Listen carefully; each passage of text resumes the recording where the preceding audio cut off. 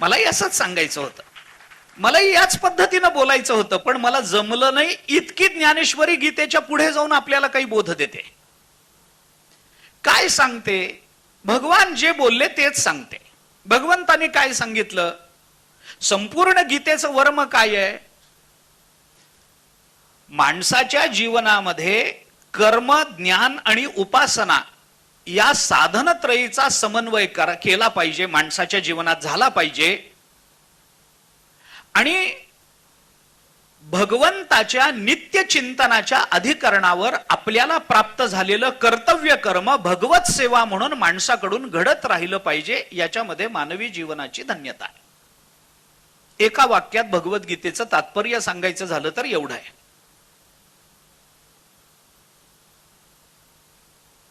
तत्वज्ञान आहे.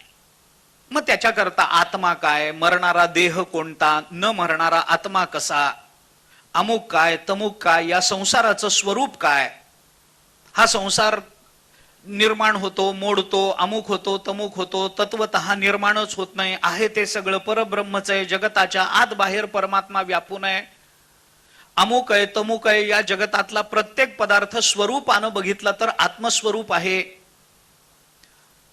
बघणाऱ्याला जेव्हा ज्ञान प्राप्त होतं तेव्हा त्याच्या ज्ञान दृष्टीनं जो पदार्थ त्याला दिसतो तो पदार्थ स्वतंत्र पदार्थ म्हणून न दिसता आपलं स्वरूप म्हणून दिसायला लागतो. हे सगळं तत्वज्ञान त्याच्यातून प्रकट झालंय. आत्मत्वे वेठीला होये तो जया तया दृश्याते पाहे, ते दृश्य दृष्टेपणेसी होत जाये तयाचेची रूप. 18व्या अध्यायामध्ये ज्ञानोबरांनी हे बोलून दाखवलं. ज्ञानाची दृष्टी प्राप्त झाल्यानंतर अगदीच आपल्याला माहितीच्या परिभाषेत बोलायचं झालं तर जे जे दृष्टी दिसे ते ते हरिरूप, पूजा ध्यान जप त्यासी नाही. यस्त्वात्मतिरेव स्यात् आत्मतृप्तश्च मानवः आत्मन्येव च संतुष्टः तस्य कार्यम न विद्यते. हे भगवद्गीतेने बोलून दाखवलं. गीतेमध्ये तत्वज्ञान प्रकट झालं आणि या तत्वज्ञानाच्या वैचारिक अधिष्ठानावरती अर्जुनाकडून युद्ध केलं गेलं. करिष्ये वचनम तव आणि यथेच्छसी तथा कुरु. भगवान अर्जुनाला म्हणतात यथेच्छसी तथा कुरु, तुला जे योग्य वाटेल, तुझी जशी इच्छा असेल तसं कर. आणि अर्जुन म्हणतो तुम्ही जसं सांगाल तसं मी करीन. हे दोन्ही भूमिका आहे. यथेच्छसी तथा कुरु भगवान बोलले आणि करिष्ये वचनम तव अर्जुन बोलला. या बोलण्यातून युद्ध प्रकट झालं. ते युद्ध पांडवांनी जिंकलं. ते जिंकलं न जिंकलं हा गीतेचा विषय नाही आहे. हा गीतेचा विषय नाही. गीतेच्या शेवटी ज्ञानेश्वर महाराजांनी या निर्णयाच्या उंबरठ्यापर्यंत विचार नेऊन आणून सोडलेला आहे. कारण गीता संपताना गीतेमध्ये धृतराष्ट्र बोलत नाहीये, पण ज्ञानेश्वरीतला धृतराष्ट्र हे बोलून दाखवतोय की संजया तुला काय वाटतं रे, माझ्या मुलांकडे पांडवांपेक्षा 1.5 पट सैन्य जास्त आहे आणि माझ्या मुलांचा पराक्रम पांडवांपेक्षा मोठा आहे. अशा दोन्ही जमेच्या बाजू माझ्या मुलांकडे असताना तुला काय वाटतं युद्ध कोण जिंकेल? असं ज्ञानेश्वरीत आलं. धृतराष्ट्र विचारतो मा तुझे ज्योतिष कैसे, तुला काय वाटतं, तुझा अनुमान काय, तुझे ज्योतिष काय सांगतं? आणि त्याला उत्तर देताना संजय यांनी उत्तर दिलंय यत्र योगेश्वर कृष्णो यत्र पार्थो धनुर्धरः तत्र श्रीर विजयो भूतीर ध्रुवा नीतिर्मतीर मम. असं उत्तर त्यांनी दिलं की जिकडे भगवा योगेश्वर कृष्ण आणि जिकडे धनुर्धारी अर्जुन आहेत तिथे श्री विजय भूती नीती नांदतात. त्याच्या खाली ज्ञानेश्वर महाराजांची पहिली ओवी आहे. यया बोला संजयो म्हणे जी येर येरांचे मी नेणे आयुष्य जेथे जिणे ते पुढे की गा. अशी एक ओवी ज्ञानोबरांनी ठेवली. साहित्याच्या परिभाषेमध्ये ही ओवी म्हणजे अर्थांतरन्यास अलंकाराचं उदाहरण आहे. मी आता अलंकारात जात नाही, पण ज्ञानेश्वरीमध्ये अनेक अलंकार आले, त्याच्यामध्ये अर्थांतरन्यास नावाचा अलंकार आहे, त्याचं हे उदाहरण आहे. त्याचा विस्तारही मला करायचा नाही. पण धृतराष्ट्राने विचारलं माझी मुलं जिंकतील का पांडव जिंकतील? त्याला संजयाने उत्तर दिलं कोण जिंकेल येर येरांचे मी नेणे, कोण जिंकेल मला माहित नाही, पण ज्याचं आयुष्य राहिलंय तो राहील, ज्याचं आयुष्य संपलंय तो मरेल. हे संजयाने दिलेलं उत्तर आहे. याला अर्थांतरन्यास अलंकार म्हणतात. आता गंमत अशी आहे की या सगळ्या भूमिकेमध्ये अर्जुनाने युद्ध केलं, ते त्यांनी जिंकलं न जिंकलं हा गीतेचा विषय नाहीये. त्यांनी युद्ध केलं इथपर्यंतच गीता आहे. तत्वज्ञानाच्या वैचारिक अधिष्ठानावरती माणसाकडून कृती घडली पाहिजे, त्या कृतीचा परिणाम चांगलाच असेल हे सांगण्याकरता गीतेची गरज नाहीये.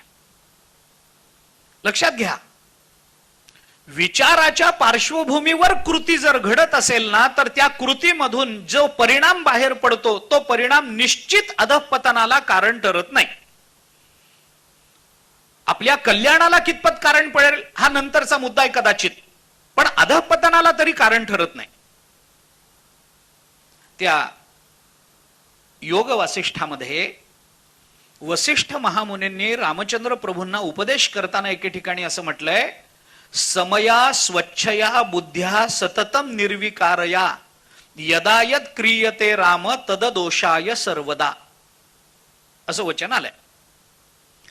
ज्याची बुद्धी समया स्वच्छया, बुद्धी सम झाली, स्वच्छ झाली आणि सतत निर्विकारी राहिली असेल, तर त्या बुद्धीनं जे केलं जातं त्याच्यामध्ये कधीही दोष निर्माण होत नाही. यदा यत क्रियते राम, ज्या वेळेला रामा जे कर्म केलं जाईल तत् अदोषाय सर्वदा, ते कर्म दोषाला कारण ठरत नाही, बंधनाला कारण ठरत नाही हे सांगितले. गीता त्याच अर्थानं बोलते. आणि मग त्या तत्वज्ञानाची पार्श्वभूमी आपल्या कृतीला असली पाहिजे. ही जी भारतीय तत्वमीमांसा आहे, ही जी गीतेची भूमिका आहे, या भूमिकेपर्यंत गीता येते. कर्माच्या परिणामाचा विचार करायला गीता पुढे जात नाही. त्याचा परिणाम महाभारतामध्ये बघावा लागतो, गीतेत बघता येत नाही. गीता एवढंच म्हणते, यत्र योगेश्वर कृष्णो यत्र पार्थो तत्र श्रीर विजयो भूतीर ध्रुवा नीतीर मतीर मम. श्री विजय भूती नीती तिथं नांदतात, संपली गीता.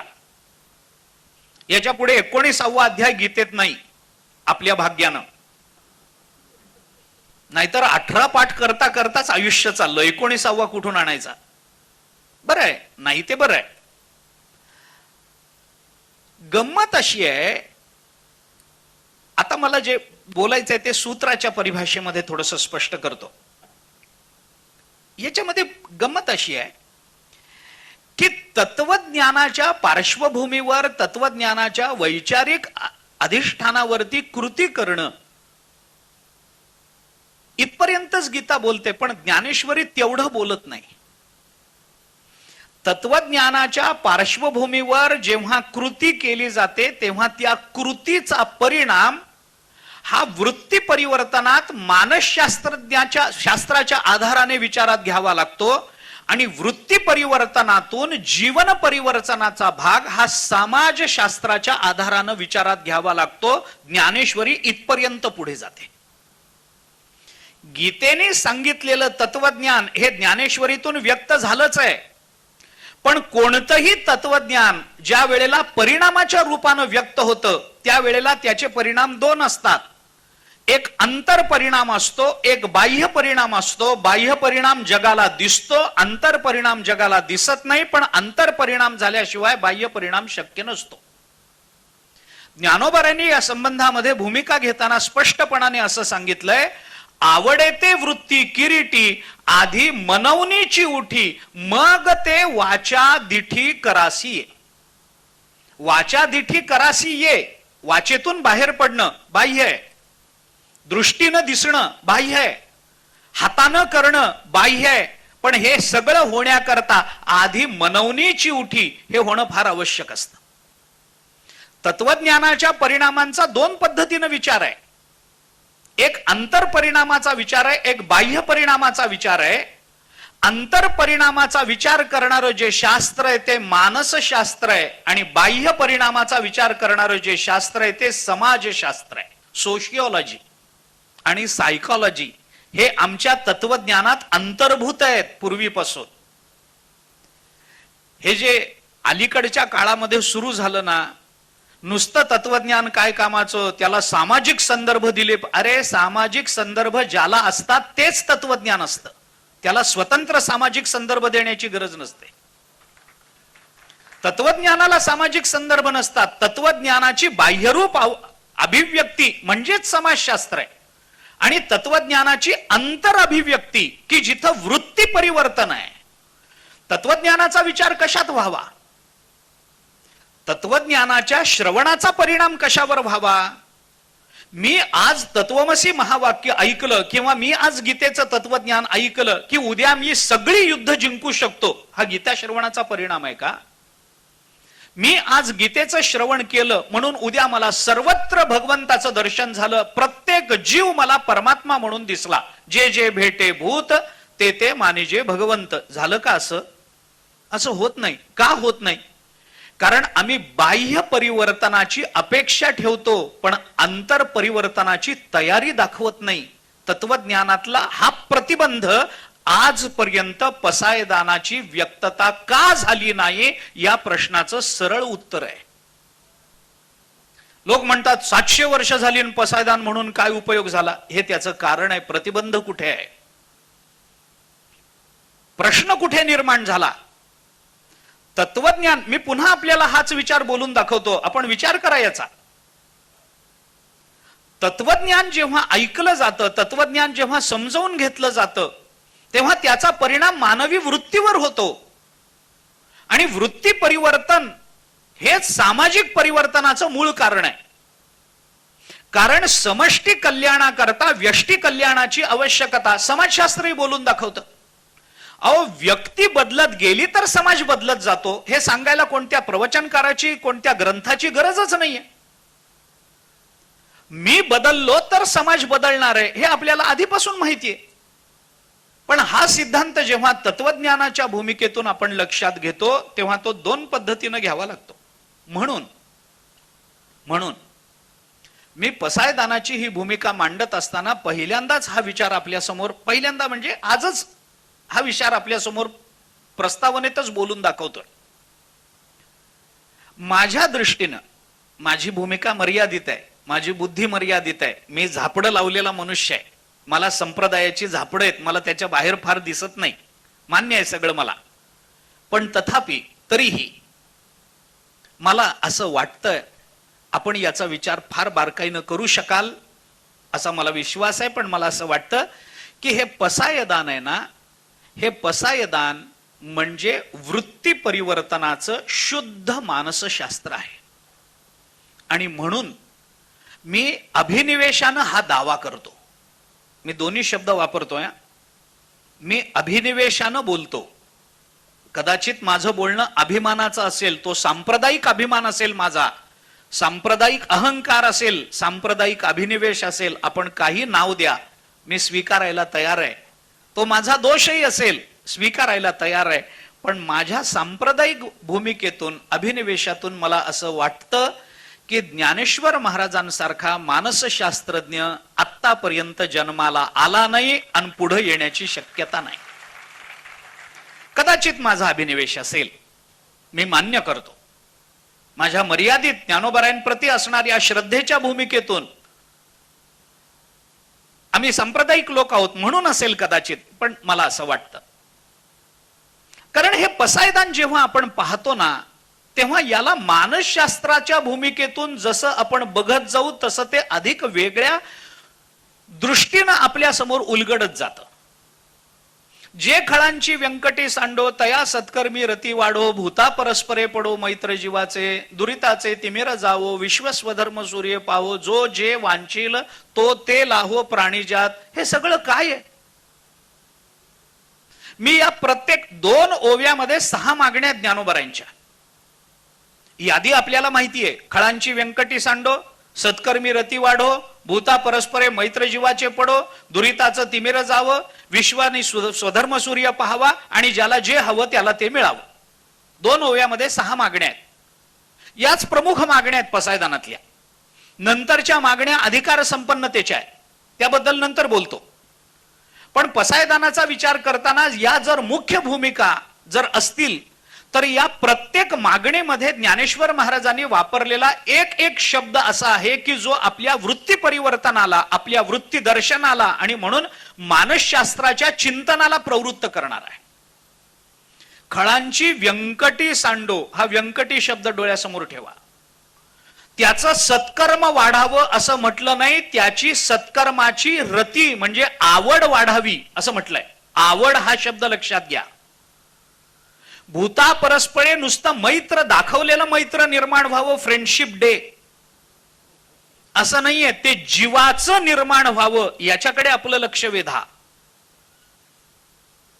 दुरीत जावं असं नाही म्हटलं, कारण ते तर प्रायश्चित्ता नाही गेलंय परवा प्रयागला. पण नुसतं दुरीत जाऊन उपयोग नाही, दुरिताचं तिमिर जावं, या तिमिर शब्दाकडे आपलं लक्ष वेधा.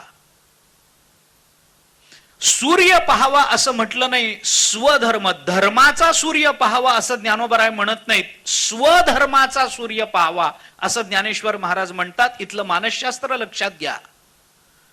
आणि ज्याला जे हवं त्याला ते मिळावं, याच्यातल्या वांछील या पदावर आपण लक्ष द्या. सगळं मानसशास्त्र इथं एकवटलंय.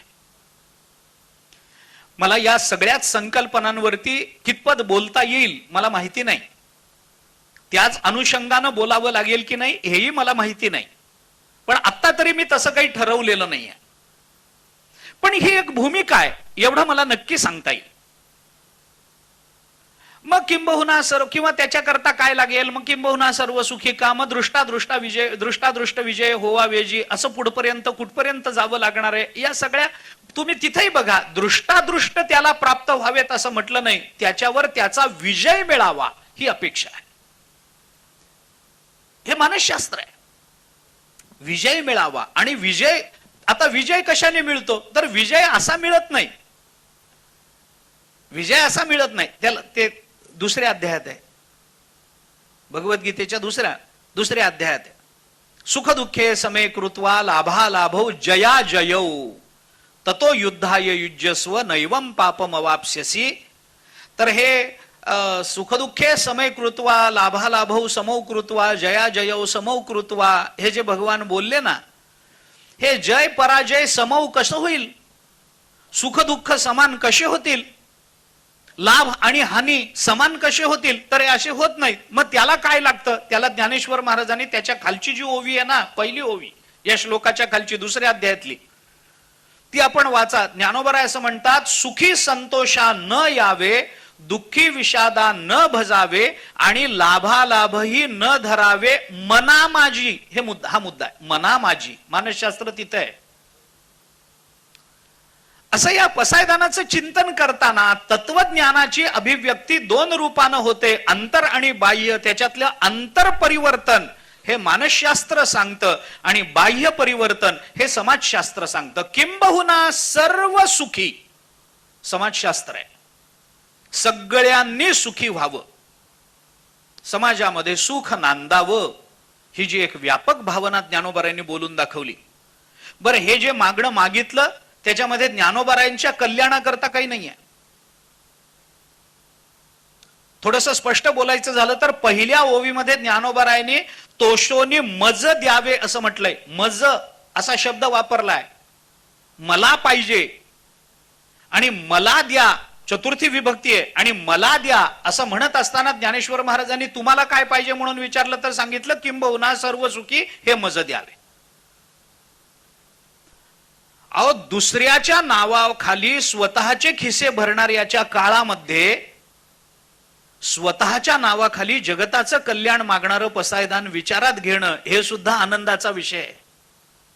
आपण चिंतन करा. स्वतःच्या, दुसऱ्याचं नाव घ्यायचं आणि स्वतःचे खिसे भरायचे हे तर सगळीकडेच चालू आहे. याच्याकरता मला प्रवचन करायचं कारण नाही, माझ्यापेक्षा तुम्ही जास्त चांगलं प्रवचन करू शकाल याच्यावर, किंवा याच्यावर मला बोलायचं काही कारण नाही. पण नाव स्वतःच घ्यायचं, पण किंबहुना सर्व सुखी म्हणायचं, स्वतःच्या नावाखाली जगत कल्याणाची भावना व्यक्त करायची, ही व्यापकता आपण पसायदानामध्ये पहा. हे पसायदान मोठं अलौकिक आहे. या पसायदानामध्ये जसं मी आता आपल्याला म्हटलं की मानसशास्त्र आहे, तत्वज्ञान आहे, म्हणून आधीच सगळी ज्ञानेश्वरी किंबहुना तुमचे केले धर्म कीर्तन हे सिद्धी नेले, हा किंबहुना शब्द वापरेपर्यंत काय असतं, किंबहुना हा जो मराठीतला शब्द आहे ना, तो आपण पहा. किंबहुना शब्दाची योजना कधी होते?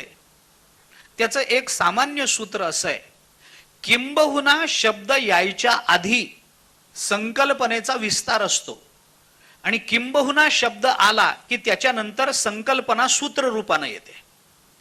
किंबहुना शब्दाच्या नंतर येतो तो संकोच असतो आणि किंबहुना शब्दाच्या आधी येतो तो विस्तार असतो. आता हे किती बघा, तुम्ही कुठेही बघा, घरामध्ये कार्य असेल, अहो यांना आमंत्रण दिलं का, त्यांना पत्रिका दिली का, त्यांच्याकडे निरोप गेला का, मग ह्यांच्या हे बघितलं, ते झालं, ते झालं, ते झालं, कोणतं घर राहिलं का, अमुक का तमुक का, आणि मग सगळ्यात शेवटी अहो काय करायचंय, एक काम करा ना, किंबहुना सगळ्यांनाच बोलवा. किंबहुना सगळ्यांना बोलवा हे सूत्र आहे, हा संकोच आहे. आणि ह्याला बोलवा, त्याला बोलवा, त्याला बोलवा, त्याला बोलवा, यांनाही बोलवा, ते असले तर जाऊ द्या, त्यांनाही बोलवा, कुठे एकटं ठेवता आता, त्यांनाही बोलवा. हा सगळा विस्तार आहे. विस्तार आणि संकोच याच्यामधली कडी म्हणजे किंबहुना शब्द असतो.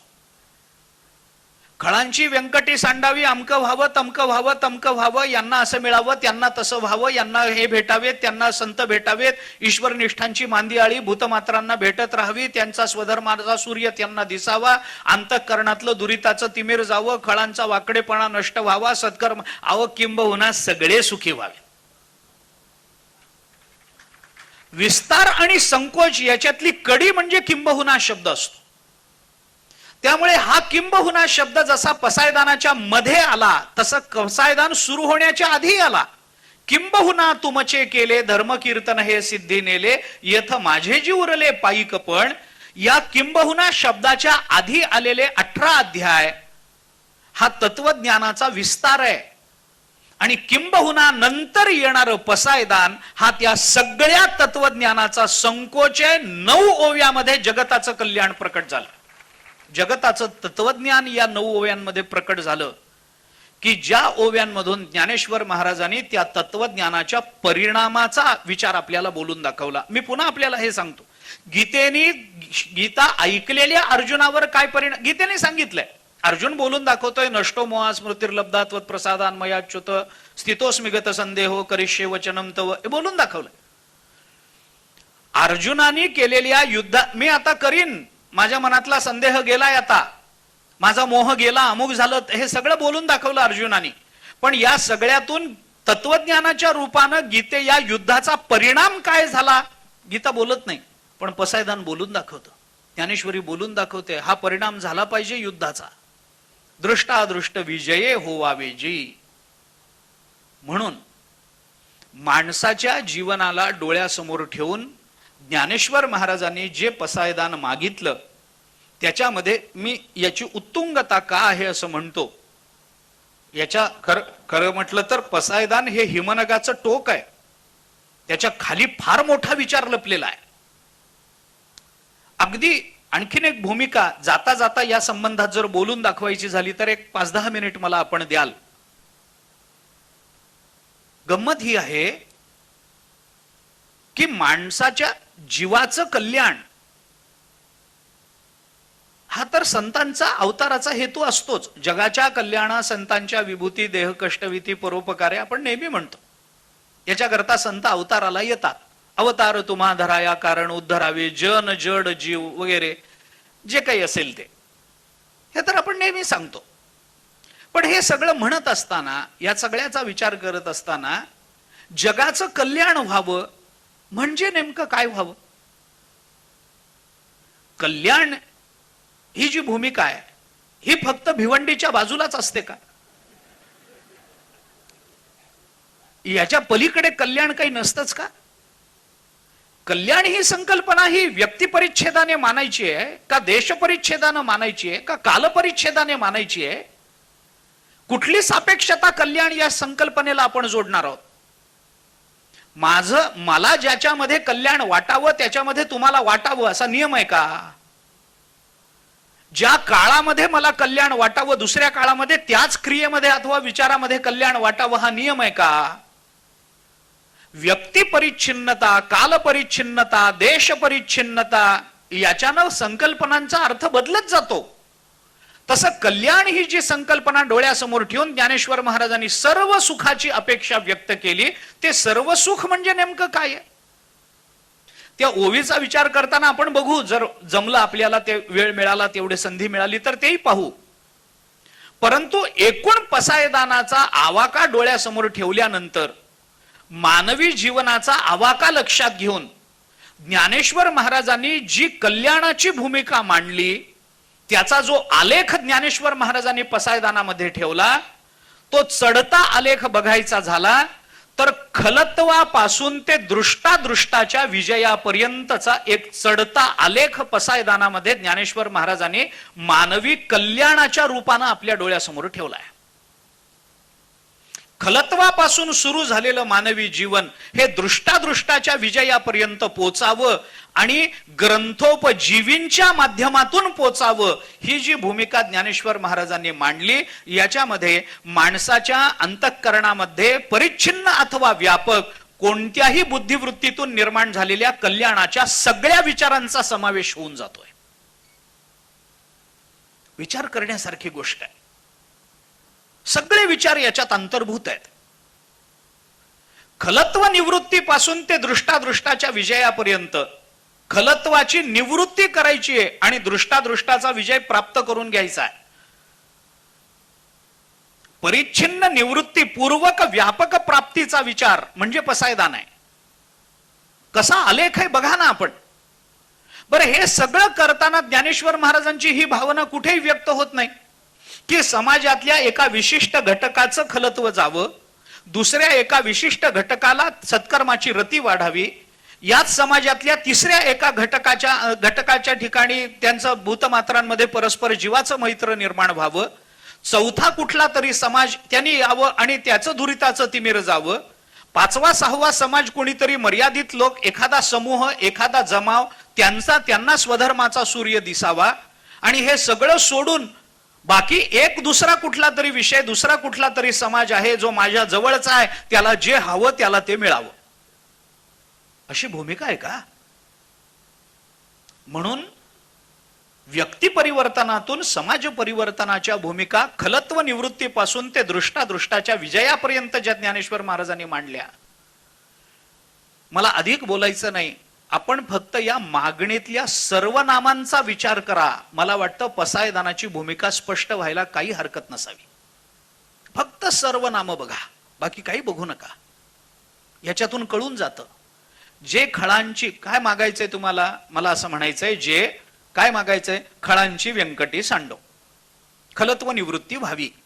बर, आणि ज्यांची खलत्व निवृत्ती, दुष्टपणा ज्यांचा गेलेला आहे तया, माझा दुष्टपणा जावा आणि तुमची सत्कर्माची आवड नाही, नाही, ज्याचा दुष्टपणा गेला त्याचीच सत्कर्माची आवड निर्माण व्हावी. त्यालाच, ज्याच्या अंतःकरणामध्ये सत्कर्माची आवड निर्माण झाली त्यालाच भूतमात्रांबद्दल जीवाभावाचं प्रेम निर्माण व्हावं, मैत्र निर्माण व्हावं. ज्याला भूतमात्रांबद्दल जीवाचं मैत्र निर्माण होतं ना, त्याच्या अंतःकरणातलं दुरिताचं तिमिर जावं. ज्याचं तिमिर गेलं त्याला सूर्य दिसावा. तिमिर म्हणजे अंधार. ज्याच्या जीवनातला दुरिताचा अंधार गेला त्याला स्वधर्माचा सूर्य दिसावा, दुसऱ्यांना नाही. आणि ज्याने असा स्वधर्माचा सूर्य स्पष्टपणानं दुरिताचं तिमिर घालवून स्पष्ट लखलखीत स्वधर्माचा सूर्य ज्याने बघितलाय ना, त्याला जे हवं त्याला ते मिळावं. ही भूमिका एका व्यक्तीची नाहीये, हे व्यक्ती वृत्ती परिवर्तनाची भूमिका आहे, व्यक्ती परिवर्तनाची नाहीये, व्यक्ती भेदाची भूमिका नाहीये. लक्षात घ्या, व्यक्तिभेद भूमिकेतून ज्ञानेश्वर महाराज मागण्या करत नाहीत. व्यक्ती वृत्ती, मनोवृत्ती परिवर्तनातून, बुद्धिवृत्ती परिवर्तनातून ज्ञानेश्वर महाराजांच्या मागण्या आहेत. हे लक्षात घेण्यासारखं आहे. त्यामुळे मी याला अस्खलित मानसशास्त्र म्हणतो. त्याचं कारण हे आहे, वृत्ती परिवर्तन महत्वाचं. वृत्ती परिवर्तन झालं ना, एकदा माणूस आतून बदलला ना की बाहेर त्याच्याकडून कधीही गैर काही घडूच शकत नाही. बाहेरून दाखवणारे आतून बदललेले असतातच असं नाही आहे, पण आतून बदललेल्याला बाहेर दाखवायची गरज पडतेच असंही नाही आहे. हे लक्षात घेतलं पाहिजे. हे लक्षात घेतलं पाहिजे. बाहेरून मनुष्य बदलतो, कदाचित त्याचा स्वार्थ असेल, कदाचित जबरदस्ती असेल, कदाचित कुणाचा तरी दबाव असेल, कदाचित काही अपरिहार्यता असेल, कदाचित आगतिकता असेल, कदाचित अज्ञान असेल, कदाचित भय असेल, कदाचित आता अलीकडच्या भाषेत बोलायचं झालं तर कदाचित स्टेटसला ठेवायचं असेल. संपलं ना, एवढंच. याच्याकरता माणसं बदलत नाहीत असं नाहीये, पण हे बदल किती टिकतात? नाहीतरी स्टेटस 12 तासानंतर राहत नाही. उपयोग काय? कशा करता? फक्त प्रदर्शन आहे का? मनुष्य जेव्हा बाह्य परिवर्तनाचं प्रदर्शन करायला लागतो ना, तेव्हा तो सांसारिक आहे हे सांगण्याकरता त्याला तत्वज्ञान लागत नाही. त्याचं तसं वागणं हेच त्याच्या सांसारिकत्वाचं व्यावर्तक ठरत असतं, लक्षण ठरत असतं.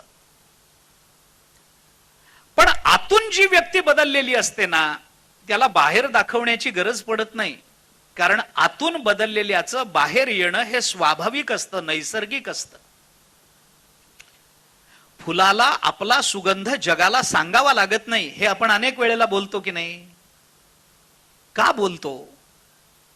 त्याचं हे कारण आहे.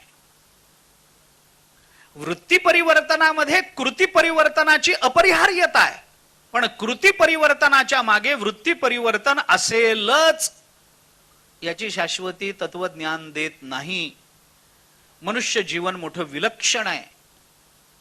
आणि म्हणून ज्ञानेश्वर महाराजांनी हे मागणं मागत असताना अशा पद्धतीची मागणी आपल्या समोर ठेवली आहे की ज्याच्यामध्ये खलत्व निवृत्तीपासून ते दृष्टादृष्टाच्या विजयापर्यंत एक चढत्या पायरीचा आलेख, हे सगळं एकाच व्यक्तीच्या बाबतीत आहे. म्हणून सर्वनाम बदललं नाही. मी सर्वनामाचा विचार करा असं म्हटलं ना, त्याचं कारण हे आहे, ज्याचं हे झालं त्यालाच ते मिळावं.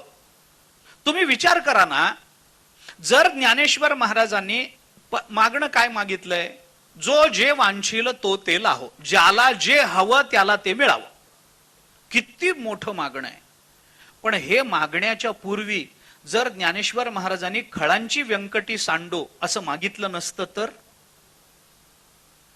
दुष्ट बुद्धीचा निराश जर त्यांनी मागितलाच नसता, आणि जर जो जे वांछील तो ते लाहो हीच पहिली ओवी पसायदानामध्ये व्यक्त झाली असती, तर ज्याला जे हवं त्याला ते मिळावं हे ज्ञानोबारायांनी मागितल्यामुळे दुष्टांना सुद्धा जे हवं त्यांना ते मिळावं असा त्याचा अर्थ झाला असता, आणि जगाचं अकल्याण व्हावं एवढीच भावना त्यांनी व्यक्त केली असती. आणि जो जे वांछील तो ते लाहो या एका मागणीपोटी जगाचं अकल्याण झालं असतं. हे होऊ नये याच्यासाठी म्हणून ज्ञानेश्वर महाराजांनी जो जे वांछील तो ते लाहो हे मागणं मागण्याकरता जी पार्श्वभूमी निर्माण केली, ती पार्श्वभूमी त्याला संत पदापर्यंत पोहोचवणारी आहे, ती त्याला ईश्वरनिष्ठ बनवणारी आहे, ती त्याला दृष्टादृष्टाच्या विजयाचं सामर्थ्य सिद्ध करून देणारी आहे.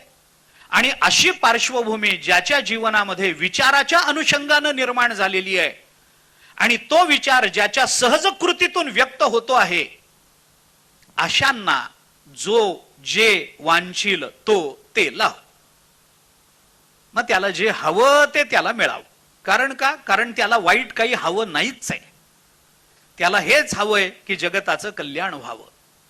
म्हणून वृत्ती परिवर्तन आणि त्याची काय होतं, अजून 1-2 मिनिट द्या. आपल्या लोकलच्या वेळा असतात, मला कल्पना आहे. मुंबई लोकलवर चालते, घड्याळावर चालत नाही, हेही मला माहिती आहे. पण 1-2 मिनिट द्या. मला अजून खूप बोलायचं आहे. पसायदानाच्या मागच्या भूमिका फक्त सांगायच्या आहेत. अजून सांगतो, उद्याही सांगतो, उद्या वेळ आहेच आहे. पण जाता जाता एवढा एक विचार पूर्ण करतो आणि खरंच थांबतो. काय असतं, अंतःकरणामध्ये निर्माण झालेल्या विचाराला जर प्रयत्नपूर्वक व्यक्त करावं लागत असेल, तर प्रयत्नपूर्वक विचाराची व्यक्तता हे साधकाचं लक्षण होतं, सिद्धाचं लक्षण होत नाही. अवघड झालं. थोडं सोपं करतो. माणूस प्रतिज्ञा करतो, उद्यापासून खरं बोलायचं. बरं, या ज्या प्रतिज्ञा असतात ना, याच्यात 2 अडचणी माझ्या दृष्टीने. एक तर या प्रतिज्ञा 31 डिसेंबरला होतात, ही पहिली अडचण.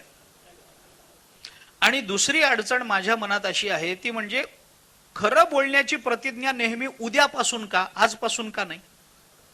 पण माणूस म्हणतो उद्यापासून खरं बोलायचं. ठीक आहे, करे नाका प्रतिज्ञा, माझं काही म्हणणं नाही. खरं बोलण्याची प्रतिज्ञा केली आणि दुसऱ्या दिवशी असा प्रसंग निर्माण झाला की तो थोडंसं खोटं बोलेल तर त्याला फार मोठा लाभ होईल.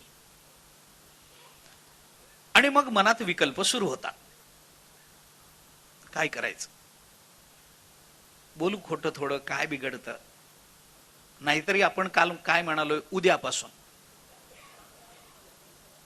मग काय करायचं, काही नाही, केली प्रतिज्ञा बरोबर आहे, पण आज एवढं खोटं बोलून घेऊ, उद्यापासून खरं बोलू. काय बिघडतं, आतापर्यंत खोटं बोलत आलो, काय बिघडलंय आपलं. आणि प्रतिज्ञा केल्यामुळे असं काय होणार आहे, त्याची दुसरी मनोदेवता त्याला सुचवत राहते. दुसरी नसतेच, एकच असते, पण तीच नेहमी दोलायमानता निर्माण करते. मन नेहमी संकल्प विकल्पात टाकत असतं, त्याचा स्वभाव आहे. संकल्प विकल्पात्मकम इदम अंतःकरणम मनहा, असं मनाचं लक्षण आहे वेदांतामध्ये. संकल्प विकल्प करतच. तेच मन दुसऱ्या बाजूने त्याला सांगतंय, पा आता एकदा खरं बोलायची प्रतिज्ञा केली ना, मग आता किती मोठं नुकसान होऊ दे, किती मोठा लाभ होऊ दे, आता खोटं बोलायचं नाही. आधीचा विचार त्याला पुन्हा प्रवृत्त, नाही बोलू ना. दुसरा विचार, नको नको बोलायचं नाही, बोलू ना, नको बोलू, नाही नाही, चालू राहतं बऱ्याच वेळेला. हे चालू राहतं आणि मनामध्ये खोटं बोलण्याची तीव्र इच्छा असताना सुद्धा केवळ आपण प्रतिज्ञा केली म्हणून नाईलाजानं तो खरं बोलतो. हे खरं बोलणं हे सिद्धाचं लक्षण नसतं, हे साधकाचं लक्षण होऊ शकेल. आपण खरं बोलावं की खोटं बोलावं हा विकल्प मनात यायच्या आत ज्याच्या मुखातून खरं बाहेर पडतं हे सिद्धाचं लक्षण.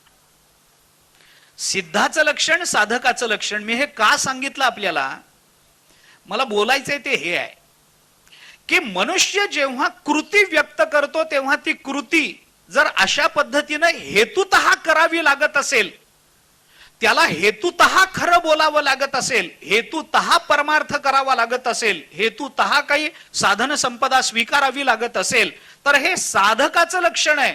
ज्ञानोबारायांना साधकाच्या लक्षणाची मानवी जीवनाकडून अपेक्षा नाही. ज्ञानोबारायांना मानवी जीवनाकडून अपेक्षा आहे ती सिद्ध लक्षणाची. त्यामुळे ते म्हणतात बाहेरून कृती बदलाचा विचार तुम्ही करूच नका. बाहेरची कृती बदलते का बदलत नाही हा प्रमुख मुद्दा कधीच नसतो. मुद्दा हा असतो की ती कृती व्यक्त होवो अथवा न होवो, आतून मनोवृत्ती बदलली का नाही हा प्रश्न महत्वाचा आहे. आणि म्हणून हे सगळं मागणं ज्ञानेश्वर महाराजांचं हे माणसाच्या मनोवृत्ती परिवर्तनाचं मागणं आहे. आणि हे मागणं मागताना आपण एक बारकाई आपण अभ्यासली असेल कदाचित, पण माझ्या करता म्हणून पुन्हा एकदा सांगतो, आपल्या लक्षात आलंच असेल पसायदान म्हणताना, पण हे सगळं मागणं मागत असताना ज्ञानेश्वर महाराज जे मागणं सद्गुरूंच्या चरणाजवळ जीवाच्या कल्याणाकरता आणि परिणामी जगाच्या कल्याणाकरता मागतात, हे मागणं साध्याचं मागणं नाही, हे साधनांचं मागणं आहे. हा एक विचार आता मी फक्त आपल्या समोर ठेवतोय. या विचाराचा थोडासा विस्तार मला करायचा आहे, पण आजची वेळ संपली आहे म्हणून 2-3 भूमिका फक्त मी आपल्या समोर ठेवल्या आहेत. काही भूमिका पसायदानाच्या संबंधातल्या आणि त्याच्यानंतर या पसायदानाच्या शब्दशः विचाराकडे आपण थोडेसे प्रवृत्त होऊन ओविशः म्हणा, शब्दशः जरी नाही झालं तर ओविशः, पण ही संगती आपल्याला विचारात घेता येऊ शकते. 3 टप्प्यामध्ये पसायदान व्यक्त झालंय. पहिल्या टप्प्यामध्ये साधन संपदेची मागणी आहे. दुसऱ्या टप्प्यामध्ये साधन संपदा सिद्ध व्हावी याच्याकरता अधिकाराची मागणी आहे. आणि तिसऱ्या टप्प्यामध्ये या साधन संपदेतून जीवनावर होणाऱ्या परिणामाची मागणी ज्ञानेश्वर महाराज करतात. या 3 टप्प्यामध्ये पसायदानाचा विचार आपल्याला उद्या आणि परवाच्या सत्रामध्ये करायचा आहे. आजची वेळ संपली म्हणून आत्ता इथे थांबतो. आपण आलात त्याबद्दल अंतःकरणपूर्वक धन्यवाद आपल्या सर्वांप्रती व्यक्त करतो आणि वाणीला विराम देतो. पुंडलिक वरदे हरी विठ्ठल. श्री ज्ञानदेव तुकाराम तो भगवान की जय.